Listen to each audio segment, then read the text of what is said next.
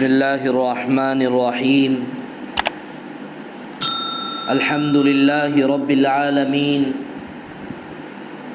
والصلاة والسلام على سید الانبیاء والمرسلین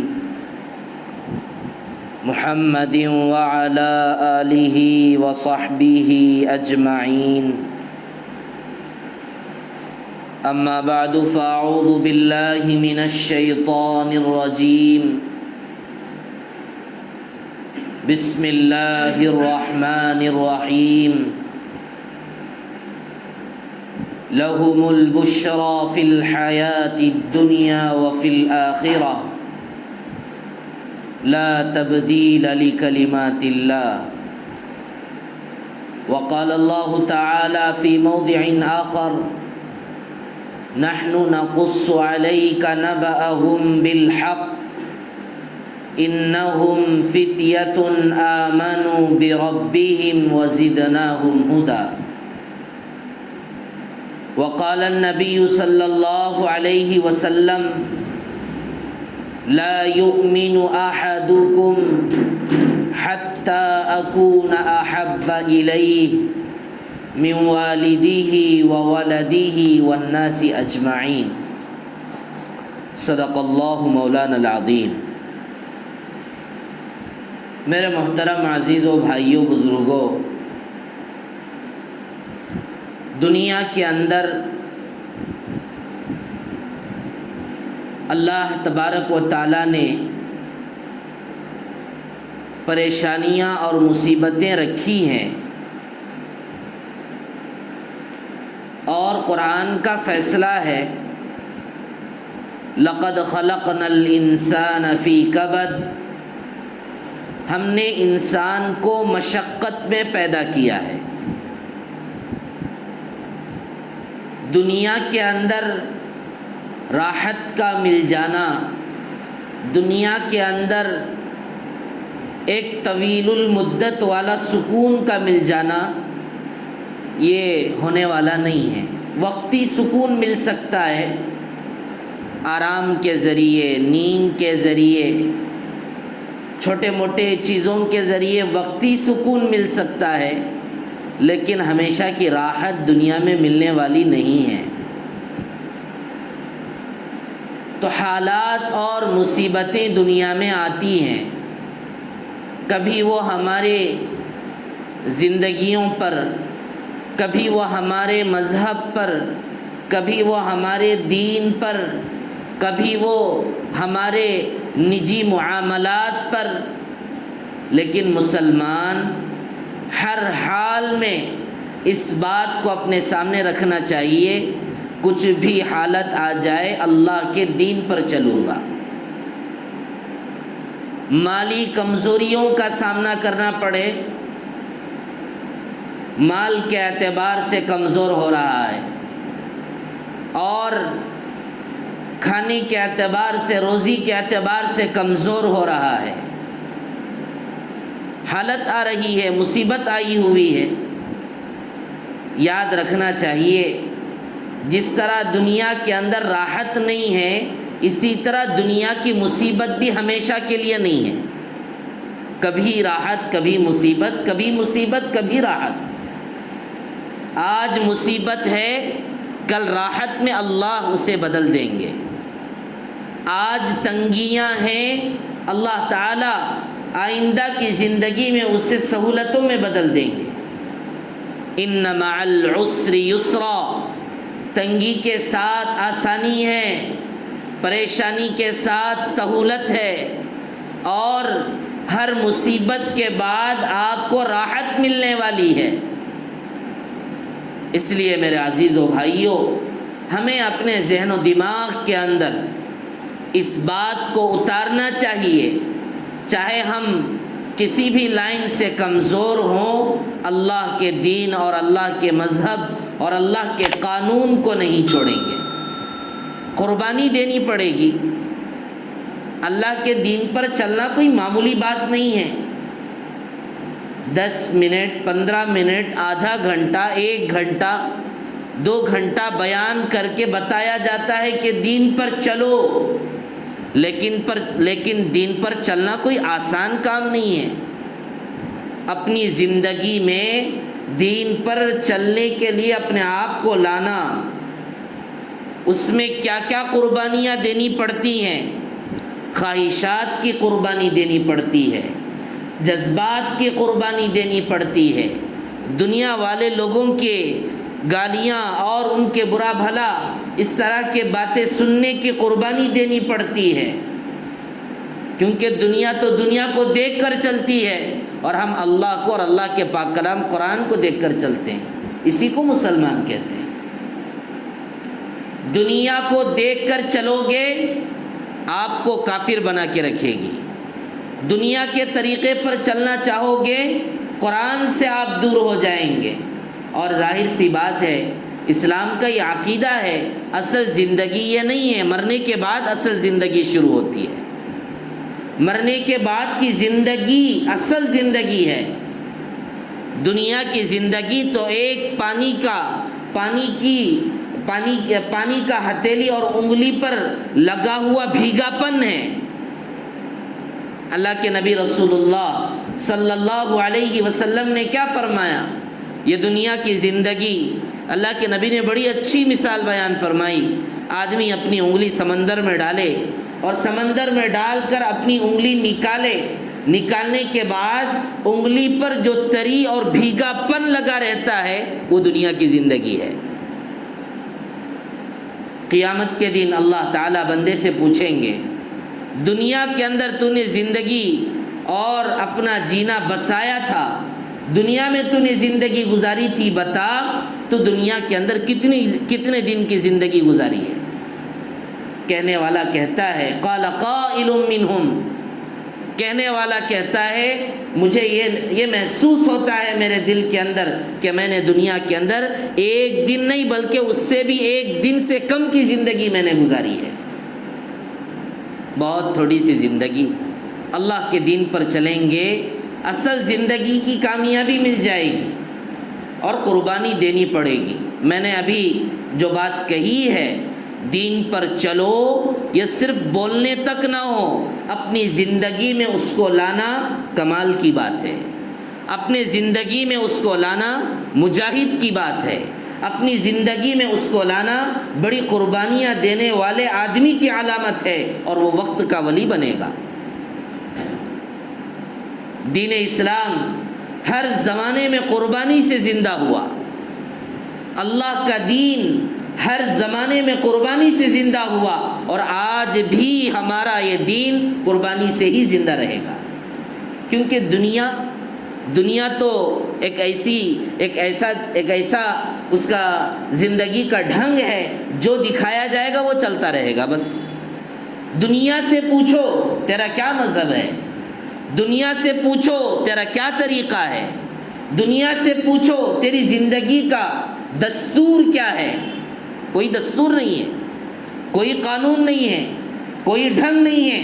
دنیا اور دنیا کی زندگی کا بدلتا ہے، دنیا کی رفتار بدلتی ہے، دنیا کا سٹائل بدلتا ہے، دنیا کے طریقے بدلتے ہیں، لیکن میرے عزیز و بھائیوں، کوئی چیز اگر نہیں بدلتی ہے وہ اللہ کا قانون اور اللہ کا دین نہیں بدلتا۔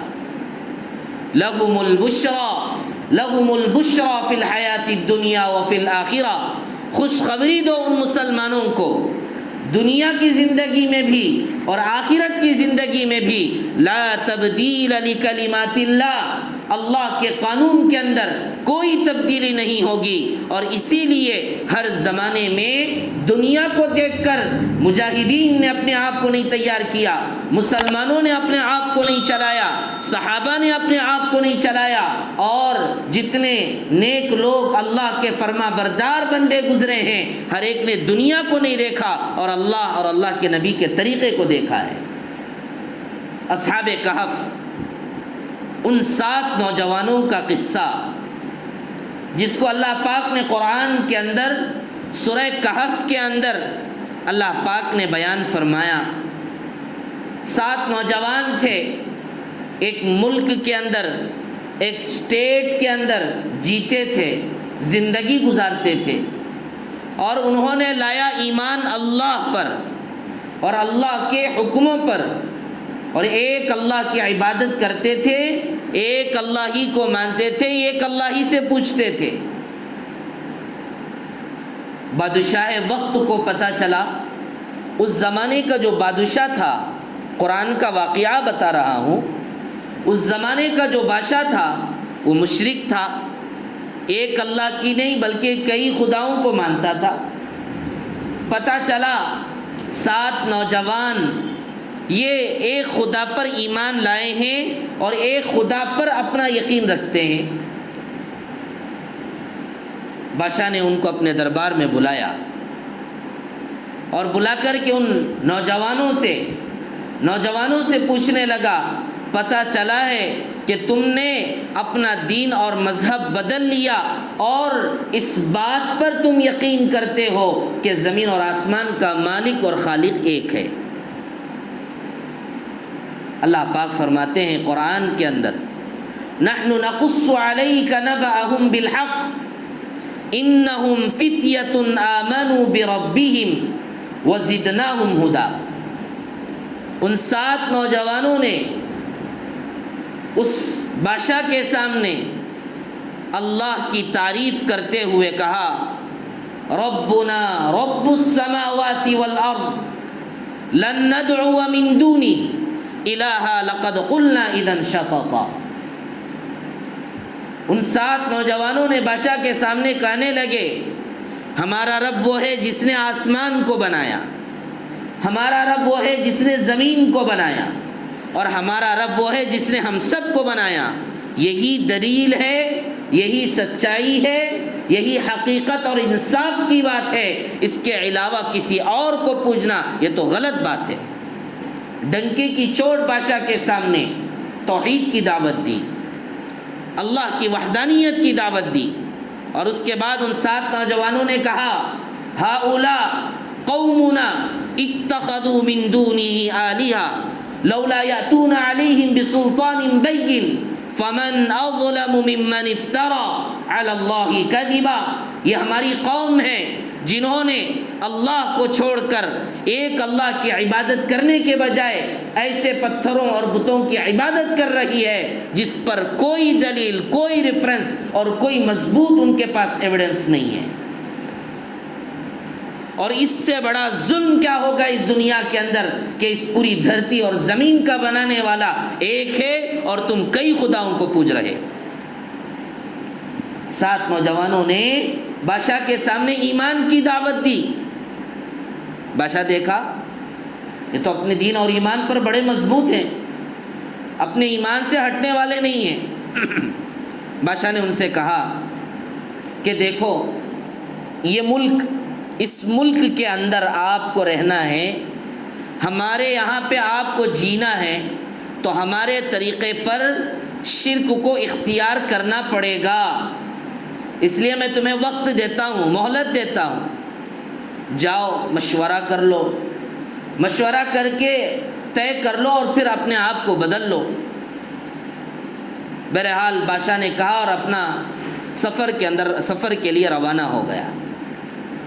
اب یہ 7 نوجوان بیٹھے ہیں، مشورہ کیے، مشورہ کرنے کے بعد وہ 7 نوجوان مشورے کے ذریعے سے یہ بات طے کیے کہ ہمیں ملک نہیں چاہیے، ہمیں دین چاہیے، ہمیں یہاں پر رہنا کوئی ضروری نہیں ہے۔ أَلَمْ تَكُنْ أَرْضُ اللَّهِ وَاسِعَةً فَتُهَاجِرُوا فِيهَا۔ اللہ کی زمین کشادہ ہے، اللہ کی زمین پوری دنیا کے اندر بہت بڑی زمینیں ہیں، یہیں پر جینا اور مرنا کوئی ضروری نہیں ہے، لیکن دین اور ایمان پر مرنا ضروری ہے۔ ملک کی خواہش ہے، زبان کی خواہش ہے، علاقے کی خواہش ہے، علاقے کی چیزوں کی خواہش ہے، لباس و پوشاک کی خواہش ہے، لیکن دین اور ایمان پر مرنے کی خواہش نہیں۔ 7 نوجوانوں نے کہا نہیں، ہمیں ملک نہیں چاہیے، ہمیں دین چاہیے، اور مشورہ کر کے وہ 7 نوجوان علاقے سے باہر نکل گئے۔ اللہ تعالیٰ نے بڑی عجیب مدد کی، گئے بہت ہی جنگلوں کے اندر ایسے جگہ پر جہاں پر گروہا غار تھا، وہاں اس غار کے اندر پناہ لیے، اس غار کے اندر جینے لگے۔ کہف کہتے ہیں غار کو، گروہا۔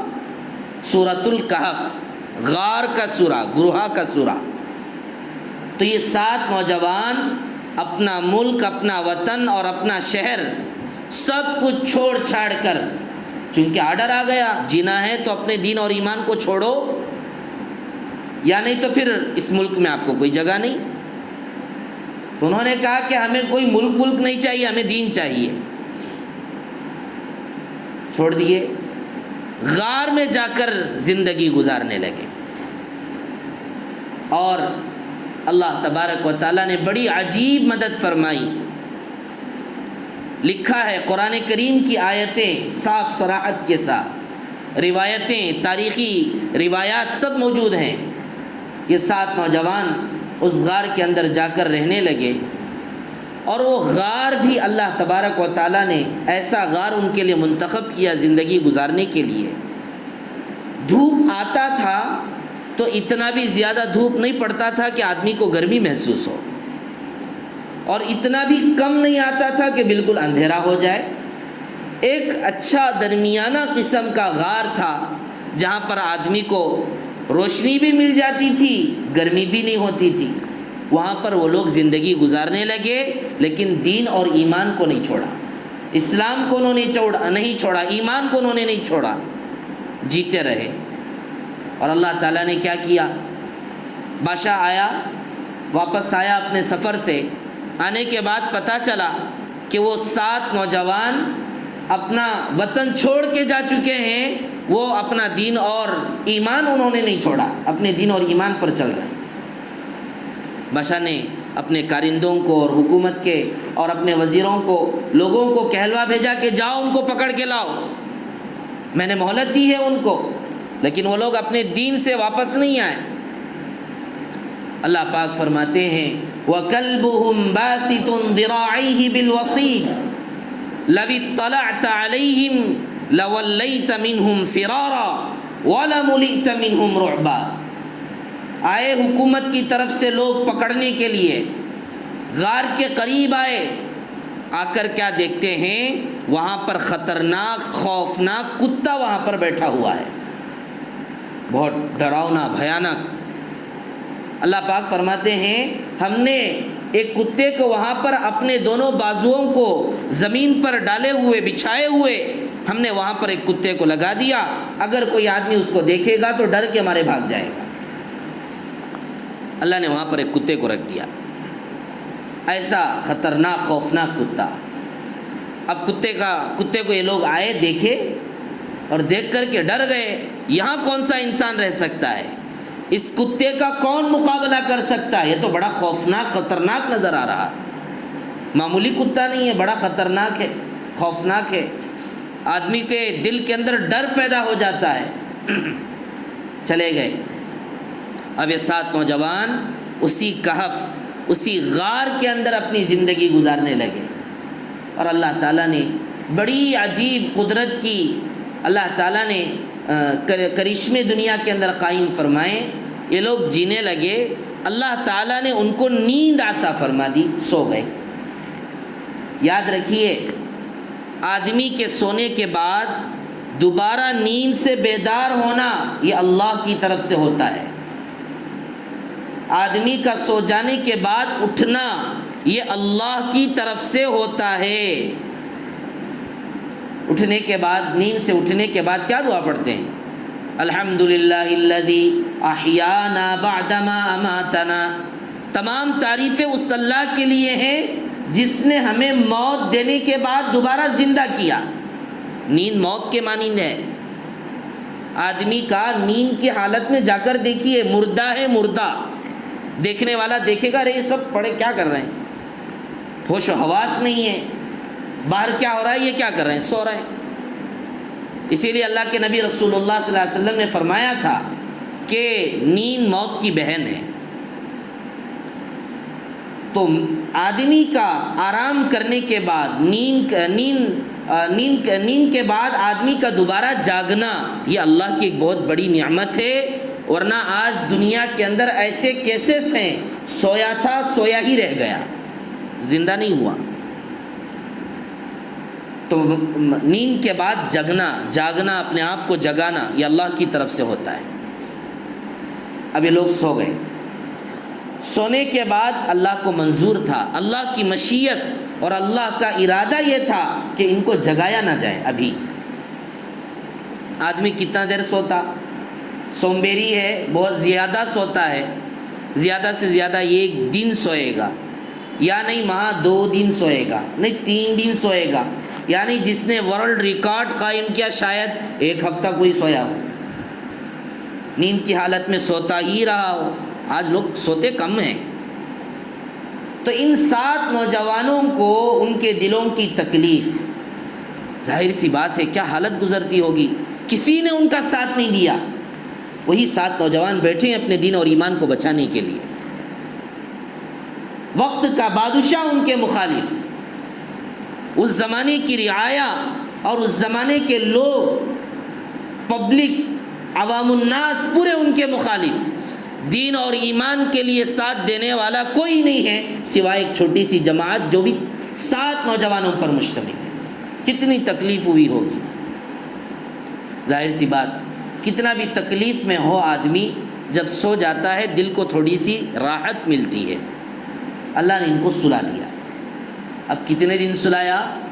اللہ پاک فرماتے ہیں 300 سنین، اللہ تبارک و تعالیٰ نے ان 7 نوجوانوں کو غار کے اندر 300 سال سلایا۔ اللہ تعالیٰ نے 300 سال، 300 సంవత్సరాలు آدمی سوتاچ رہا، سوتا ہے۔ آدمی کی زندگی 60 سال 70 سال، اس زمانے میں شاید کچھ زیادہ ہو۔ 300 سال اللہ تبارک و تعالیٰ نے ان ایمان والے فکر مند 7 نوجوانوں کو اللہ تعالیٰ نے غار کے اندر 300 سال تک سلاتے رہے، 300 سال سوتے رہے۔ 300 سال کے بعد اللہ نے ان کو جگایا، جاگے۔ لکھا ہے قرآن کی آیتیں ہیں، سورہ کہف پڑھیں گے سب سمجھ میں آئے گا۔ اللہ پاک فرماتے ہیں جب یہ 7 نوجوان جاگے اٹھے، اب آپ سوچئے ہم 2 دن 3 دن 1 ہفتہ 2 ہفتے 1 مہینہ 2 مہینے میں ہم ناخن نہیں کترواتے ہیں، بال نہیں کاٹتے ہیں، مونچھیں بڑھ جاتی ہیں، داڑھیاں بڑھ جاتی ہیں، ناخن بڑھ جاتے ہیں۔ اب ایک آدمی کچھ کیے بغیر ایسے ہی پڑا رہا 300 سال تک، سوچیے اس کی کیا حالت ہوگی۔ اٹھا دیکھے بدن کی حالت کچھ عجیب ہو گئی ہے اور خوب بھوک لگ رہی ہے، بھوک ایک وقت کا نہیں کھائیں گے بڑی بھوک لگ جاتی۔ 300 سال آدمی بھوکا سو رہا، خوب بھوک لگ رہی ہے۔ تو 7 نوجوان آپس میں مشورہ کیے، مشورہ کر کے کہا کہ ایک آدمی کو بھیجو بازار کو، اپنے جو بھی سامان وغیرہ خریدنے کے لیے جو بھی ہمارے پاس جو کچھ پیسہ بچا کچا ہے ان پیسوں کو دے کر بازار بھیجو، کچھ کھانے کے لیے چیزیں خرید کر کے لائے۔ اب ایک آدمی کو مشورے کے ذریعے تیار کیا گیا، بازار بھیجا گیا پیسے دے کر۔ بازار جانے کے بعد وہ آدمی سکہ دے رہا ہے دکاندار کو کہ مجھے کھانے کے لیے چیزیں دو۔ کتنے سال پرانا سکہ، کتنے سال کا پرانا پیسہ؟ 300 سال کا پرانا پیسہ۔ ہمارے زمانے میں اب 8 آنے ہی نہیں دکھ رہا۔ آپ سوچئے جب کہ 8 آنے ہمارے بچپن کے زمانے میں چلتا تھا، 8 آنے 4 آنے سب چلتے تھے۔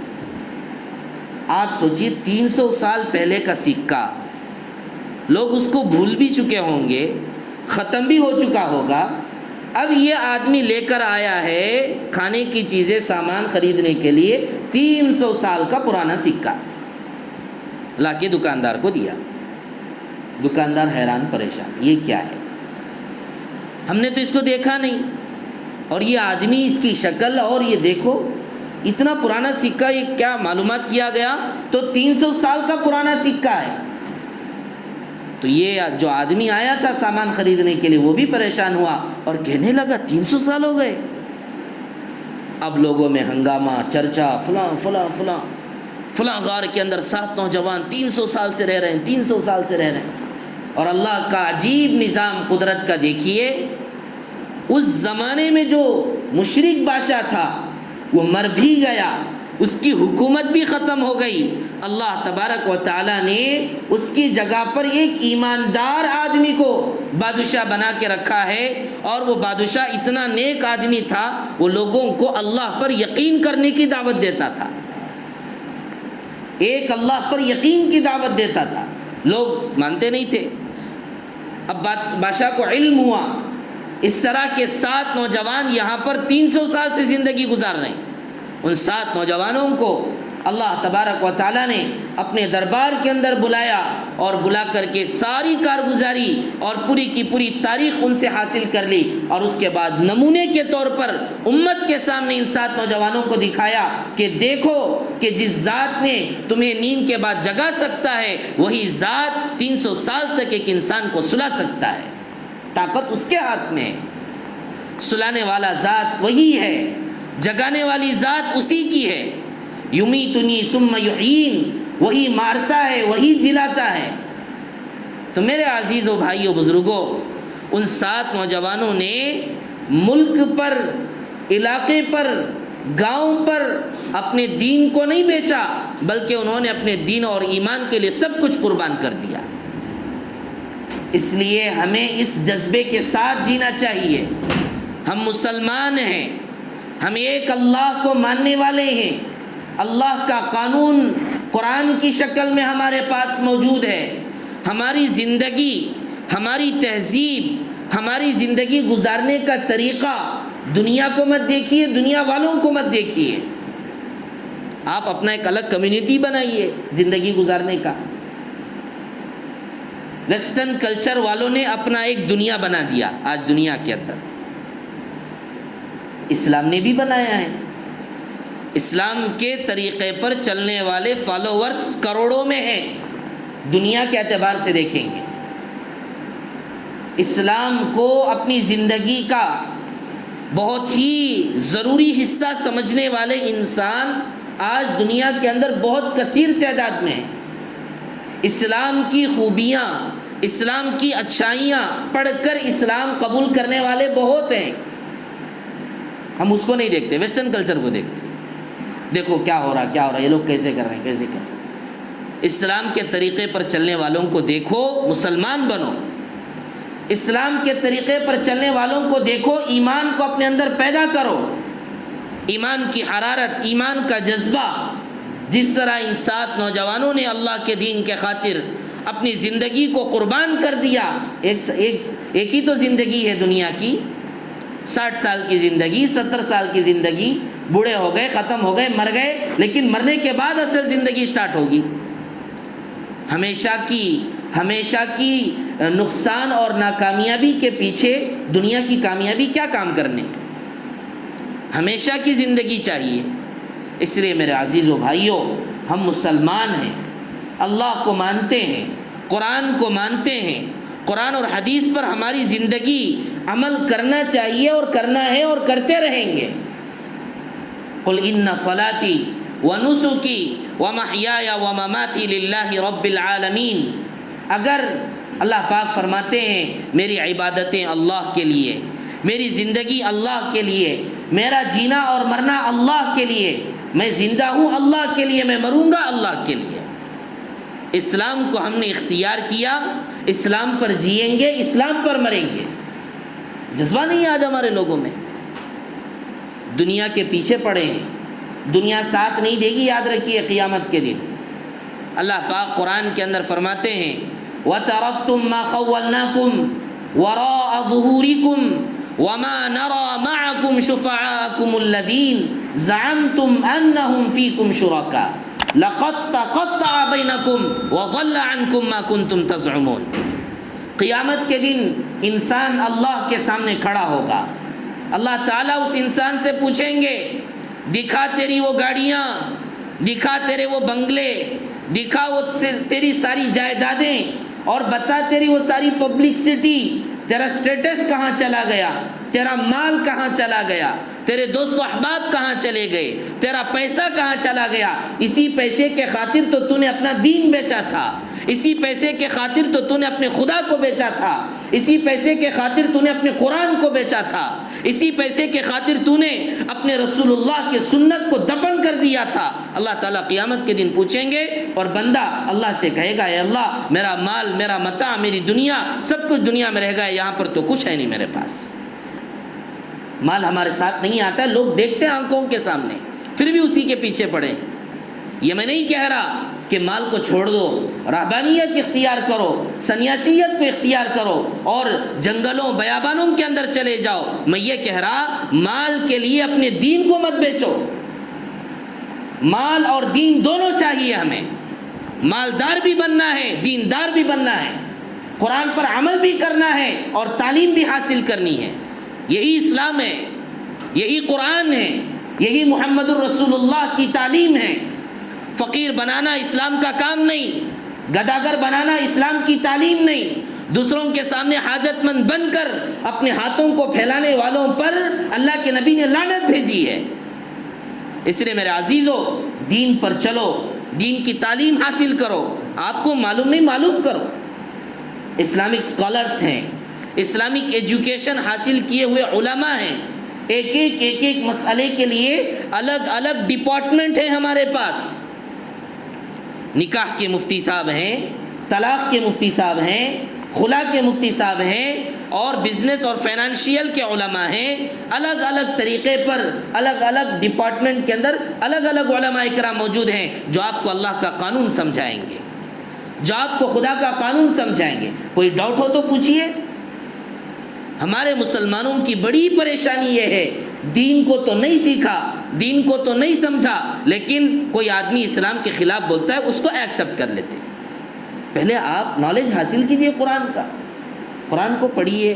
نہیں پڑھ سکتے کم از کم کسی کے پاس جا کر اپنا پرابلم بتائے کہ مجھے یہ معلوم کرنا ہے۔ کوئی آدمی اسلام کے خلاف، یاد رکھیے یہ زمانہ لاجک کا زمانہ ہے، یہ زمانہ ضابطوں کا زمانہ ہے، یہ زمانہ بڑے ہوشیاری کے ساتھ جھوٹ کو صحیح بتانے کا زمانہ ہے۔ جھوٹی بات کو صحیح بتاتے ہیں اور ایسا بتائیں گے کہ وہ جھوٹ نہیں، جھوٹ بلکہ اس کو دفن کر کے اس کو صحیح کر کے دکھا دیا جائے گا۔ ایسا زمانہ ہے۔ اس لیے میرے عزیزو، قرآن کا علم، قرآن کے بارے میں معلومات، بڑی بڑی ڈگریاں نہیں بتا رہا ہوں، موٹے موٹے مسائل جو بھی کنفیوژن آپ کو رہتے ہیں علماء سے معلوم کریں اور اپنی زندگی کے اندر قرآن کو لانے کی فکر کریں۔ نکاح اپنے طریقے پر کریں گے، شادیاں اپنے طریقے پر کریں گے، طلاق اپنے طریقے پر ہوگا، بچوں کی پڑھائیاں، اسلام نے تعلیم کو پروموٹ کیا ہے، اسلام نے ایجوکیشن کو پروموٹ کیا ہے، اسلام نے عورتوں کی تعلیم پر پابندی کبھی نہیں لگائی۔ اللہ کے نبی رسول اللہ صلی اللہ علیہ وسلم کے زمانے میں باندیاں رکھتے تھے لوگ، باندیوں کا رواج اسلام نے نہیں لایا، پہلے سے چلتا تھا، اور ان باندیوں کو غلط طریقے پر استعمال کرتے تھے، زنا کا اڈا قائم کر دیتے تھے، باندیوں کو رکھ کر اپنی باندیوں سے زنا کا کام کرواتے تھے۔ اللہ کے نبی نے اس پر پابندی لگائی، عورتوں کے ذریعے، باندیوں کے ذریعے غلط کام کرواتے تھے، سب پر پابندی لگائی، اور اللہ کے نبی نے کہا کہ جس نے اپنے پاس باندی رکھا فَأَحْسَنَ تَعْلِيمًا وَأَدَّبَ فَأَحْسَنَ تَأْدِيبًا، کہ جس نے اپنے باندی کو اپنے ساتھ رکھا، اس کی اچھی تعلیم کی، اس کی اچھی تربیت کی، اس کو اچھے اخلاق سکھائے اور اس کو ایک اچھی زندگی عطا فرمائی، اللہ کے نبی نے اس کی فضائل بیان فرمائے حدیثوں کے اندر۔ باندیوں تک تعلیم دینے کا، باندیوں کی تربیت کرنے کا اللہ کے نبی رسول اللہ صلی اللہ علیہ وسلم نے امت کو تعلیم دی۔ اللہ کے نبی عورتوں کو کیسے تعلیم سے روک سکتے ہیں؟ مسئلہ یہ ہے تعلیم کا فائدہ حیا سے ہو۔ تعلیم دے کر آپ کیا بنانا چاہتے ہیں؟ جا کر دیکھیے کیسے کیسے واقعات تعلیم کے نام پر بچیوں سے کیا کیا واقعات پیش آ رہے ہیں، ان سے بچا کر آپ اپنی بچی کو بنانا چاہتے بنائیے۔ عفت اور حیا اور پاک دامنی کے ساتھ چلانا چاہتے چلا کے دکھائیے۔ لیکن عام طور پر ویسا نہیں ہوتا ہے۔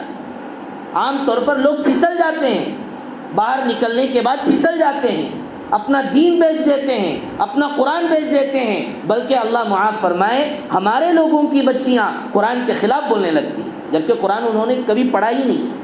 کوئی آدمی آ جاتا ہے بولتا بھائی قرآن میں فلاں غلطیاں ہیں. اب پورے لوگ زیادہ میجارٹی اس ملک کے اندر قرآن کے خلاف بولنے والوں کی ہے. اب ظاہر سی بات ہے جتنے پکارے زیادہ ہوں گی آدمی اسی کو ایکسیپٹ کرتا، جتنا جو بولیں گے اتنا وہی سنتا. اس لیے میرے عزیزو ہمیں بہت ہوشیاری کے ساتھ دین اور دنیا دونوں کو بیلنس کرتے ہوئے اس بات کو اپنے ذہنوں میں بٹھا لو، کچھ بھی ہو جائے میں اللہ اور اللہ کے قانون پر چلوں گا. جس نے مجھے پیدا کیا، جس نے مجھے بنایا، ہمارا قانون انسانوں کا قانون نہیں ہے، ہمارا قانون اللہ کا قانون ہے. اور دنیا کے اندر آج جتنے قانون بنائے جا رہے ہیں فلاں فلاں کوڈ کے نام پر، فلاں فلاں قانون کے نام پر، یہ سب انسانوں کے بنائے قانون ہیں. ہمارا قانون اللہ کا قانون ہے، ہمیشہ سے ہے اور قیامت تک یہ قانون چلتا رہے گا اور لوگ اس پر عمل کرتے رہیں گے. اس لیے ہوشیاری کے ساتھ رہیں. اور جیسا کہ ہم نے گزشتہ بھی بتایا یونیفارم سول کوڈ کا ابھی اور وقت باقی ہے. 14 جولائی تک اپنا نام ای میل وغیرہ کے ذریعے سے اپنی رائے لا کمیشن تک آپ پہنچا سکتے ہیں. پڑھے لکھے بچے اچھے سے اس کام کو الحمدللہ کر چکے ہیں. جو لوگ ابھی تک اس کے بارے میں نہیں جانے وہ پڑھے لکھے بچوں سے معلوم کریں. اپنی آواز، اپنی رائے اور اپنی بات حکومت کے جو بڑے بڑے لوگ ہیں ان تک پہنچانے کے لیے ای میل کے ذریعے پہنچائیں. لیکن جو ضروری بات میں بتانا چاہتا ہوں، اپنے دلوں میں اللہ کے قانون کو بٹھائیں. وقتی طور پر جذبہ نہیں، ہمیشہ کے لیے مسلمان بن کر مرنا ہے، ہمیشہ کے لیے اسلام پر جینا ہے، ہمیشہ کے لیے اسلام کے موافق اپنی اولاد اور اپنی نسل کو چلانا ہے. ہمیں ویسٹرن کلچر نہیں چاہیے، ہمیں ماڈرنزم نہیں چاہیے، ہمیں یورپین کلچر نہیں چاہیے. آپ کہتے ہیں ماڈرنسٹ ہیں، ہم کہتے ہیں محمدن ہیں، محمد الرسول اللہ کے طریقے پر چلیں گے. اللہ تعالیٰ سے دعا ہے اللہ تعالیٰ مرتے دم تک دین اسلام پر چلنے کی، عمل کرنے کی اور اسلام پر مرنے کی اللہ تعالیٰ توفیق عطا فرمائے. وآخر دعوانا الحمد للہ رب العالمین.